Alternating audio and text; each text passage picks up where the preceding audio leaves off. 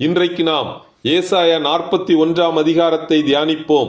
ஆண்டவருக்கே மகிமையும் கனமும் ஸ்தோத்திரமும் உண்டாவதாக. கிழக்கிலிருந்து ஆபிரகாம் என்னும் நீதிமானை எழுப்பினேன். அவன் உங்களை இந்த கானான் தேசத்திலே சமாதானத்தோடே குடியமர்த்தினான்.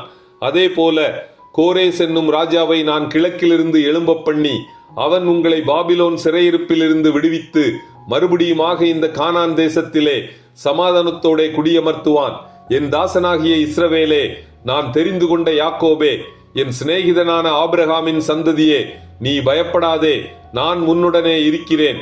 திகையாதே, நான் உன் தேவன். நான் உன்னை பலப்படுத்தி உனக்கு சகாயம் பண்ணுவேன். என் நீதியின் வலது கரத்தினால் உன்னை தாங்குவேன். யாக்கோபு என்னும் பூச்சியே, இஸ்ரவேலின் சிறு கூட்டமே, பயப்படாதே, நான் உனக்கு துணை நிற்கிறேன். இதோ உன்மேல் எரிச்சலாயிருக்கிற யாவரும் வெட்கி லட்சையடைவார்கள். உன்னோடே வழக்காடுகிறவர்கள் நாசமாகி ஒன்றுமில்லாமல் போவார்கள். உன்னோடே போராடினவர்களை தேடியும் காணாதிருப்பாய். உன்னோட யுத்தம் பண்ணின மனுஷர் ஒன்றுமில்லாமல் போவார்கள். இதோ போரடிக்கிறதற்கு நான் உன்னை புதிதும் கூர்மையுமான பற்களுள்ள எந்திரமாக்குகிறேன். நீ மலைகளை மிதித்து நொறுக்கி குன்றுகளை பதருக்கு ஒப்பாக்கி போடுவாய்.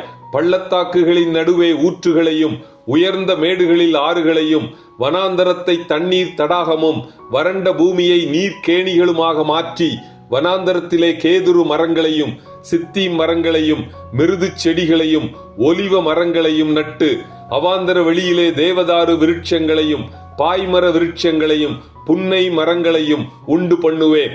கர்த்தருடைய கரம் அதை செய்தது என்றும் இஸ்ரவேலின் பரிசுத்தர் அதை படைத்தார் என்றும் யாவரும் கண்டு உணர்ந்து சிந்தித்து அறிவார்கள்.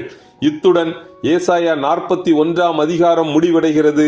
கர்த்தர் தாமே நம் எல்லோரையும் ஆசீர்வதிப்பாராக. ஆமேன்.